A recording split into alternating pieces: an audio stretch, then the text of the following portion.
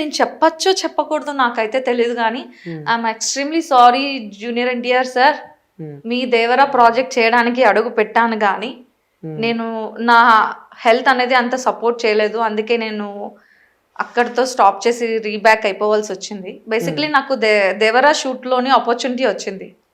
So particular opportunity ఒక 3 to 5 days work చేయాల్సి వస్తే మాత్రం నేనేం చేశాను అంటే వెళ్ళా. ఎలాంటి సిచ్యువేషన్లో వెళ్ళానో తెలుసా మీకు? ఒక్కరు చెయ్య నాకు సపోర్ట్ ఇలా ఇస్తే గానీ, ఇలా పట్టుకుంటే గానీ నేను ఒక స్టెప్ వేయలేను. వై? బికాస్ యాక్సిడెంట్ అయిన రోజు నాకు 24 దెబ్బలు నా ఒంటి మీద ఉన్నాయి. ఒకటి ఇక్కడ తగిలింది, ఇక్కడ తగలడంతో బ్రెయిన్ మొత్తం పోయింది. రెండోది ఈ లిప్ ఇలా 2 ఓపెన్ అయిపోయాయి, దాన్ని జాయిన్ చేశారు. ఇంకా ఇక్కడ స్టిచెస్. ఇవన్నీ పక్కన పెడితే ఇక్కడ ఇక్కడ ఈ ముడుకుల దగ్గర అయితే పెద్ద పెద్ద దెబ్బలు, నేను అనుకున్న ముడుకులు పోయింటాయి, 2 కాళ్ళు పోయింటాయేమో అనుకున్నా. అలా ఒంటి మీద 24 దెబ్బల్లో లెఫ్ట్ లెగ్ అనేది కంప్లీట్లీ ఇంజూర్ అయిపోయింది, బ్రేక్ అయిపోయింది. ఆ సిచ్యువేషన్ లో నేను ఇంకా లెగిసి ఏం నడవగలుగుతాను? అలాంటి టైంలో కూడా మెడిసిన్ యూజ్ చేస్తూ యాక్టింగ్ కోసం ముందడిగేసి వెళ్ళిపోయా. దేవరా షూట్ కి వెళ్ళాను, అరకు వెళ్ళాను. సో కానీ ఫస్టే నా ఒక మెంటల్ ప్రాబ్లం ఏంటి, నా సిచ్యువేషన్ ఏంటి, నేను ఏ రకంగా ఉన్నాను అనేది వాళ్ళకి చెప్పినప్పుడు వాళ్ళు ఏమన్నారు అంటే, ఏం పర్లేదండి రండి మేము చూసుకుంటాం అన్నారు. కానీ దేవరా షూట్ వాళ్ళు కాదు, హూ విల్ కేర్, మమ్మల్ని ఎవరైతే ట్రీట్ చేస్తున్నారో వాళ్ళన్నమాట. కానీ దేవరా షూట్ వాళ్ళైతే కాదు. They are very good, perfect. కానీ కోఆర్డినేటర్స్ ఉంటారు కదా, అందులో ఒక చిత్తనా కొడుకులు కొంతమంది ఉంటారు, పేరుకే కోఆర్డినేటర్స్ అని ట్యాగ్ లైన్లు తగిలించి ఉంటారు కదా, దీనికి పనికిరారు కొందరు, అందరూ కాదండి, చాలా మంది మంచి వాళ్ళు ఉంటారు, డెడికేషన్ తో వర్క్ చేసిన వాళ్ళు కూడా ఉంటారు. అలాంటి కోఆర్డినేటర్స్ పట్టించుకుంటానని చెప్పి అక్కడ తీసుకువెళ్ళి ఫుల్ 1 day అంతా కూడా దేవరా షూట్ లో నేను కమిట్ అయ్యాను, సీన్స్ కూడా కమిట్ అయిపోయాను, చేశాను దేవరా మూవీ. నాకు ఇంకా ఫైనల్ గా ఈవినింగ్ ఏం చెప్పారు అంటే, పేకప్ అయిపోయిన తర్వాత ఇదే కాస్ట్యూమ్, ఇదే ఆర్నమెంట్స్, మీరు రేపు మీరు జస్ట్ మీ రూమ్ నుంచి వేసుకొచ్చేయండి మేడం అన్నారు. అంటే సీన్ కమిట్ అయినట్టే కదా. కానీ ఆఫ్టర్ 6 మా కోఆర్డినేటర్స్ ప్రాపర్ గా మమ్మల్ని రిసీవ్ చేసుకోకపోవడం వల్ల వాట్ ఈస్ మై సిచ్యువేషన్?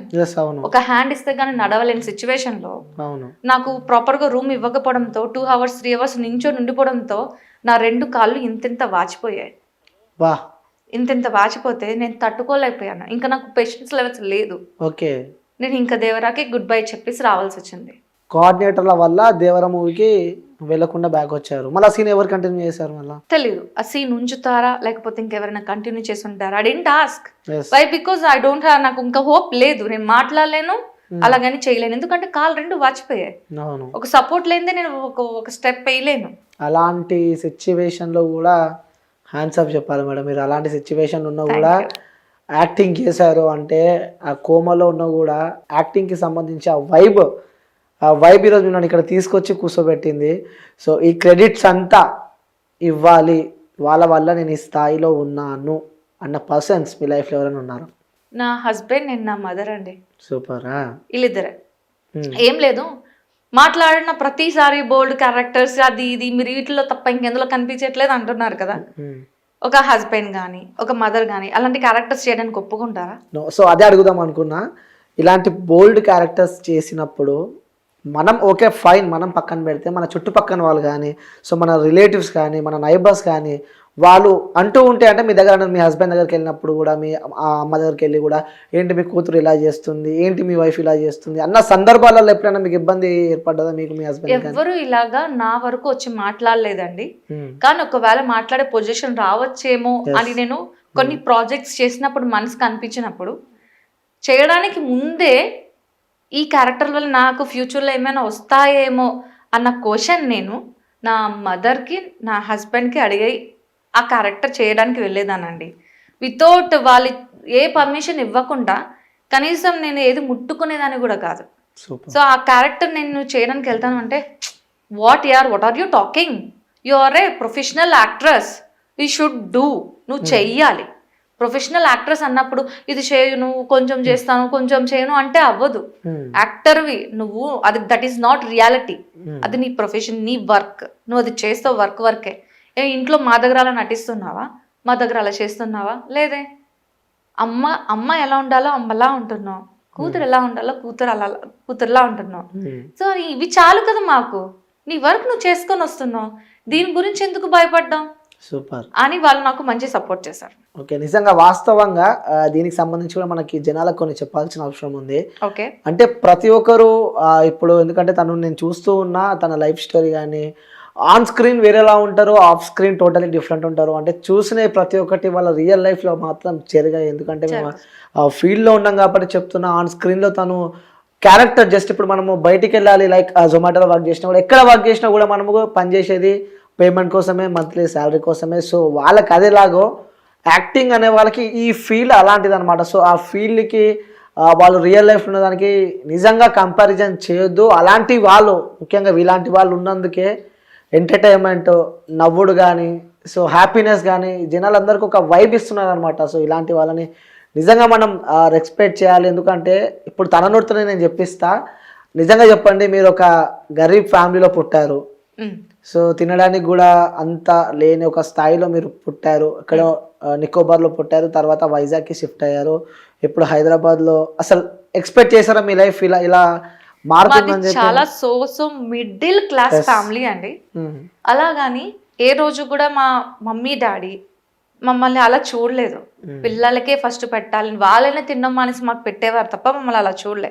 అలాంటప్పుడు నేను ఎలా డెసిజన్ తీసుకున్నానంటే వాళ్ళనే తీసుకొని వాళ్ళనే చూసి నా కొడుకుని నేను పువ్వులా చూసుకోవాలి అంటే నేను ఒక వర్క్ చేయాలి, నా హస్బెండ్ కూడా ఒక వర్క్ చేస్తేనే కదా మనం వాళ్ళని మంచి వేలోకి తీసుకొని వెళ్ళగలుగుతాం అని చెప్పి దానికోసమే వాడిని చూసుకోవడం కోసమే నేను ఈ ఇండస్ట్రీని చూస్ చేసుకున్నాను. యాక్టింగ్ అంటే నాకు చాలా ఇష్టం. అలాగని పెళ్ళైపోయిన తర్వాత కొడుకుని ముగ్గురిని ఫ్యామిలీని వదిలేసి ఎలా రాగలుగుతాను? అయినా కూడా ఎందుకు వచ్చాను అంటే ఫ్రమ్ మార్నింగ్ 6 to night 7:30 8:30 వరకు లంచ్ బాక్స్ రెడీ చేసుకుని వెళ్ళిపోయి బ్లా బ్లా బ్లా బ్లా వర్క్ చేసుకుంటూ మళ్ళీ హెడేక్ వచ్చి ఇంటికి వచ్చి పడుకొని ఇదే వర్క్ అయితే ఎప్పుడు ఫ్యామిలీకి మీ ఇంపార్టెన్స్ ఇవ్వగలుగుతారు? ఎప్పుడు ఫ్యామిలీకి మీ లవ్ చూపించగలుగుతారు? అంతే కదా. సో అప్పుడు నేను ఒక డెసిజన్ తీసుకున్నా, ఏం లేదు, ఒక ప్రాజెక్ట్ ఒక సినిమానో సీరియల్నో ఏదో ఒకటి ఒక 10 to 15 days చేస్తే, ఫ్యామిలీని కూడా పట్టించుకోకుండా ఒక 10 to 15 days చేస్తే మినిమం అమౌంట్ అయితే పక్కా వస్తుంది కదా. ఆ అమౌంట్ చాలు, మిగతా 15 రోజులు సంతోషంగా ఆనందంగా చూసుకోవచ్చు, వాళ్ళతో గడపచ్చు అని చెప్పి ఈ ఫీల్డ్ చూస్ చేసుకోవడం జరిగింది.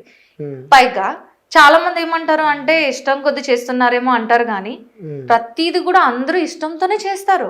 నేను ఇష్టంతోనే చేస్తున్నా, కానీ కొంచెం ఇది నేను జాబ్ లాగా ఫీల్ అవుతున్నాను డబ్బు కోసం. తప్పదు, దీని తప్ప మీకు వేరే లైఫ్ లేదు ఇక. అంతే కదా. ఇప్పుడు జాబ్ నాకు దొరకలేని పొజిషన్ అయితే కాదు, ఆమె బీటెక్ గ్రాడ్యుయేట్. సో నేను ప్రొఫెసర్ గా వెళ్ళాలన్నా వెళ్ళొచ్చు, లేదా సాఫ్ట్వేర్ జాబ్స్ చేసుకోవాలన్నా చేసుకోవచ్చు, ఏమైనా ఆప్షన్స్ ఉన్నాయి. కానీ చెప్పాగా మార్నింగ్ 6కి లంచ్ బాక్స్ పట్టుకొని వెళ్తే రాత్రి 7:30కి ఎందుకో వస్తాము, టైర్డ్ అయిపోయి ఇంట్లోని రెస్ట్ తీసుకోవడమో లేకపోతే ఏదో పనులు చేసుకోవడమో తప్ప ఎక్కడ నీ మొగుడికి నీ ప్రేమను చూపించగలుగుతావు? ఎక్కడ నీ కొడుక్కి నీ ప్రేమను చూపించగలుగుతావు?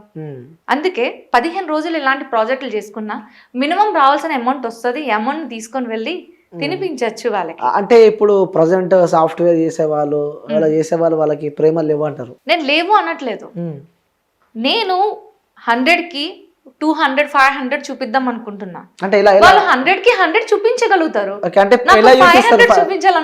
ఎలాంటి ప్రేమలు? ఏం లేదండి, నాకు ఇప్పుడు మీరున్నారు, మంచిగా మాట్లాడుతున్నాము, లేకపోతే మంచి ఫ్రెండ్స్ అయ్యామా, నాకు తినిపించడం ఇష్టం. అది ప్రేమే కదా, తినిపిస్తా. అలా నాకు పిల్లలకి కానీ నా హస్బెండ్కి కానీ పోతే ఎవరైతే నన్ను కావాలనుకుంటున్నారో వాళ్ళకి తినిపించడం అంటే నాకు చాలా ఇష్టం. సో అది ప్రేమే కదా. కానీ తినిపించడం కదా ఇంట్లోనే బయటన చేయకూడదు అంటే నేను చేయడం మానేను. నేను చూపించాలనుకుంటుంది 500% లవ్, ఎవరిని నేను పట్టించుకోను, బయటనైనా తినిపించడానికి నేను రెడీ. స్ట్రాంగ్ ఉమెన్ అంటారు. మీకు ప్రేమ వస్తే తినిపిస్తా అని చెప్పారు, కానీ మాకు ప్రేమ వస్తే ఎట్లుంటో చూపించాలా? హౌ? అది కూడా పర్టికులర్ ఈ పొజిషన్ లో మనది ఎప్పుడు అనుకోకుండానే ఉంటది. ఓహో, ఏంటది? చూపించాలి. షాక్ కావద్దు, మరి ముందే చెప్తున్నా. నో, ఏమైనా నాకు సంబంధం లేదు. మీరైతే ఓకే కదా? ఎస్ సో ఏం ఇచ్చినా తీసుకోవాలి మీరు. Yeah what's that